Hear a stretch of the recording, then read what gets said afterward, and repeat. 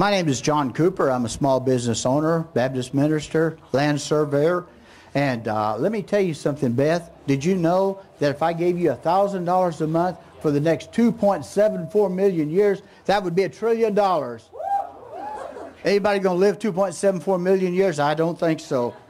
Ladies and gentlemen, we're here today to let our government know we're unhappy with what's going on. You've gathered here, and it's great to see you here, and you've hollered a little bit. But let me just get this thing straight. Are you happy with what's going on in our government?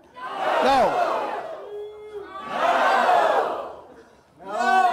There you go. That's what you came here for, was it? To express your opinion? And we have, and I appreciate that an awful lot. You know, this is one of the biggest programs that's gone on in American history in the last 25 years. It's big. It's a tea party. It's to let the government know that we disagree with what they're doing. Now, we had those days, we had taxation without representation. Today, we have taxation without adequate representation. I'll tell you, it's bad. Ladies and gentlemen, we're going to have to step up and do a patriotic sacrifice. We're going to have to put some other things in front of what's going on if we're going to take back the White House. Ladies and gentlemen, we're going to have to do like Colonel Travis did at the Alamo. He went out, and this is just conjecture now, there's no historical proof, but he drew a line on the ground, and he said, step over here, all those who believe that fighting for Texas and for the Alamo, and they did. And some 189 died in just 13 days. Ladies and gentlemen, that's what we're doing here today. We're drawing a line in the ground. We're saying this is it. We're saying that we're not going to put up with it no more. We're going to elect officials who care. We're going to use the most important thing we have today, and that is the vote.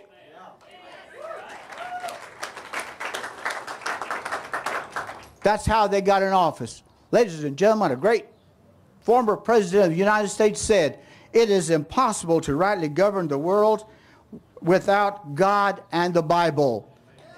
You know who said that? George Washington said that. Another great American come along, and he said, did you know that America is a nation without a distinct criminal class, with the exception of the Congress? Can you believe that? That was Mark Twain. Mark Twain said that. Ladies and gentlemen, did you know in 1942, the Supreme Court made a decision? It was called Wickard versus Filburn. And if the government subsidized something, it has the right to control it. Ladies and gentlemen, it's not a buyout, it's a buy-in. And the government's buying into American businesses.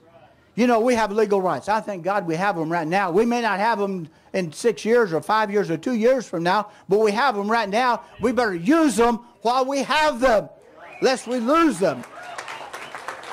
We have the right to assemble, as we're doing here today. We have the right to protest, as we're doing here today. We have the right to petition, as we do here today. We have the right and responsibilities to vote, and that's what we need to do at the next elections. Be sure we vote for somebody who's going to Washington and is going to represent the people. For too long now, the government has looked around and said, you know, we don't need to worry about the American people. They haven't got enough backbone. They're not going to stand up and do anything. They're too preoccupied with ball games and other things like that. And we are occupied with those, and some of them are good. But then they say, don't worry about it. Ladies and gentlemen, I want to tell you what, they better worry about it. Let's prove them wrong. Let's prove it by starting today. Today's the day we're starting it. This day is we rise up. This is time we get up to do something, to meet the challenge that's out there today. Not only that, we need to get up and do something about it, and that's the biggest problem we've had today, is not enough Americans will get up and do something about what is going on. Ladies and gentlemen, we've got to rise up. We're all in this together. It's a common denominator that binds all of us together. We're all facing the same problems. I'm a small business owner. I'm facing the same problems. Other small businesses that are still with us, they're still in operation.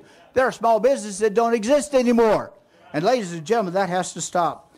And you know, I think it's time. I think somebody said it a while ago. Let's rise up, let's get up, and let's go do something about it. Thank you.